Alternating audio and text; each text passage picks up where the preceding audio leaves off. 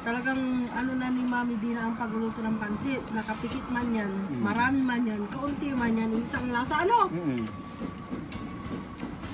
Iwan ko ba? Wala namang nagturo sa akin magluto ng pansit. Basta yun lang. Naan guys, cooking po na tayong pansit. Kanton. Hindi muna tayo magkakanin. Ayan ang kakainin ni My Loves. Pansit kanton.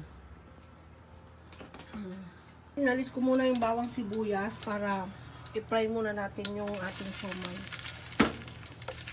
Ito ilalagay natin sa toppings. Para yung lasa ng siomai, andyan siya sa ating kaserola. Ayan na guys yung kikiam. Kikiam ng Japan yan eh.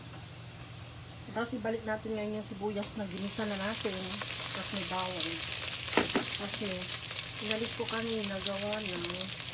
Islagyan na natin ng guys, hulog na natin yung pansit canton. Tapos yan na. Hanggang maglalap na mamaya. Tapos yung toppings natin siya, lagyan nyo ng paminta, sukusyo, kung kulang pa, ayan.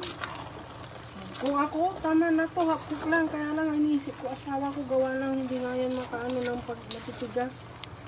Kaya ngayon, medyo lamok ang